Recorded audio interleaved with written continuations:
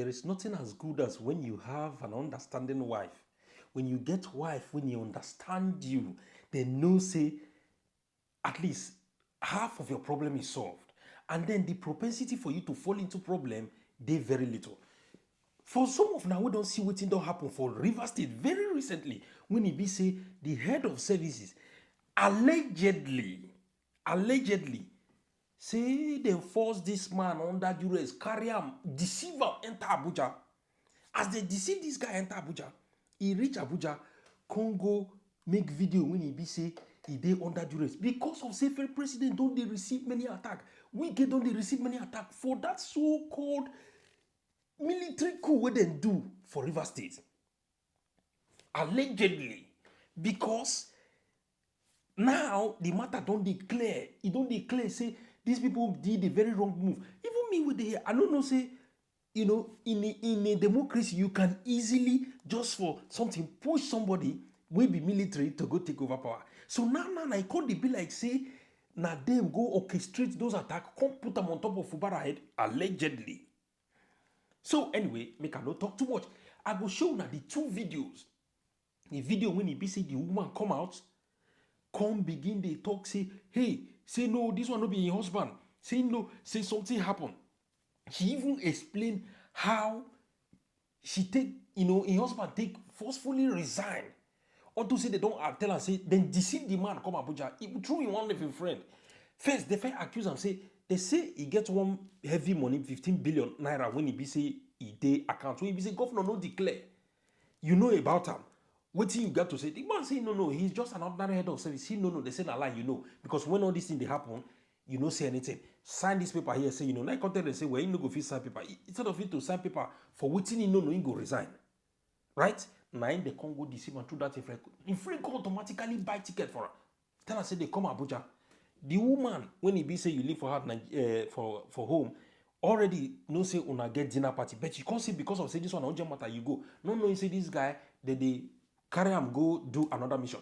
Make I not talk too much. Make I first give una the woman ranting when he be say he can't talk. And then after that, I go play the video where he be say the woman reacts to. Let's go. Make we hear the woman. Abuja gave them every information they need. That my husband is trying to cover Fubara. He said he's trying to cover the governor. That they have heard that it's his friend. They heard that it's his friend though. That he's just trying to cover up. My husband says he's not trying to cover up anything. That he doesn't think that there's anything like that. There's anything like 15 billion naira. That he's not aware. That he's not aware. That he's just the head of service. He doesn't know anything about finance of the state.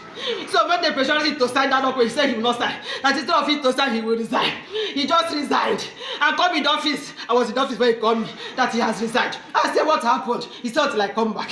When I came back, I asked him. He started telling me that they brought a document.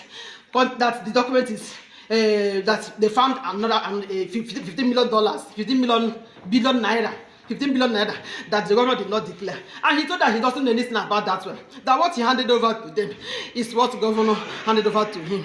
And when they pressurized him, he said no, instead of all this wahala, let him leave them. He now wrote his resignation that he's not working again. He cannot come and sign what he does not know. He cannot come and sign what is not true. Where is the 15 billion naira coming from? That he would not sign. Instead of signing, let him go. That was how he resigned. So this morning, he told me that his friend, one of his friends from Abuja, I think he said his name is Ogiri. He said it's Ogiri from Abuja. That he has sent him ticket to come and let them discuss. I said, okay, but I have more this Sunday.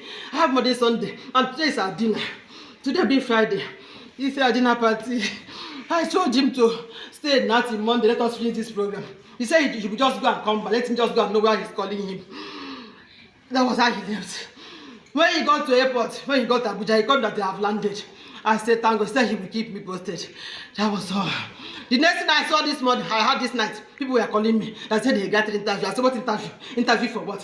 What was it I saw? Things flying on the internet. That he got an interview. That's what happened. I said, that is not my husband. That is not my husband. So I sent him a message. I said, are you on that duress? I sent him a message. I said, have they kidnapped you? Talk to me now. Why are you not talking to me? Where's the message I sent to him? Send the message I sent to him. I sent to him message. When I saw this long line. Oh, Jesus, help me. Nigeria, help me. My husband is in trouble. My husband is in trouble. My husband is in trouble. Oh. My husband is in trouble. Oh. My husband is in trouble. Look at the message I sent to him. See the message I sent to him. I said, Daddy, why? I said, where are you in hostage? I said, why didn't you talk to me? These are the messages I sent to him. Oh, he did not reply me. His numbers are not going through. His numbers are not going through. Nigeria help me. Nigeria help. So allegedly, wetin they do be say they deceive this guy come Abuja just because of say, they want use am for a video purpose. You understand me? This is a Jagabanish and the style of doing things, and the wicked style of doing things. They deceive this guy come Abuja, and then with the moment he land, immediately they kidnap him for a few days. In wife when he only thing when he tell wife says he don't land, and that was all. The wife no hear from anything. The wife no, as all the messages with the wife they send, they go bet. They reply. The next way she see na video in the morning. Your husband, they do video, they make broadcast for something where they write give them. Meanwhile, people they don't already possibly they don't even point gun for her. Tell and say if you don't do them, go eliminate you. You go back. If not you go do. Understand? So this na the kind of government when it be say we are back to square one. But anyway, make a note to go further. Make a show now the second video when it be say the man do. You understand me? When he be say the man do we making wife do this. I beg, make sure say you take time watch this video. It long, it's small. You understand the entire of this video so that make una understand. Say these people no mean una good. They are after your destiny. Let's go. Good afternoon once more. This is a press briefing by my humble self, Dr. George Chimezie, FCA, MNI, immediate past head of service of Rivers State. My dear people of Rivers State, it is with humility and every sense of responsibility and a sense of patriotism that I stand to address you today as your former head of service and someone who served from my heart. You would recall that I was appointed as head of service by our suspended governor, Governor Siminalayi Fubara, Grand Service of Rivers State. Let me also use this opportunity to appreciate him for giving me the opportunity to serve as head of service. With loads of misinformation on print and electronic media, I've chosen to put the records straight. I was not sacked. Neither was I pressured to resign. I did so willingly from the depth of my heart.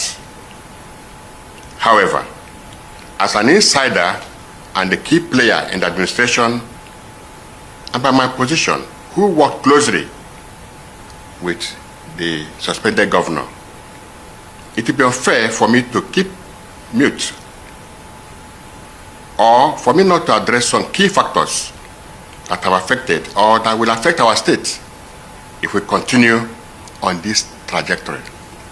And I pause to say that good men must talk so that things will put right.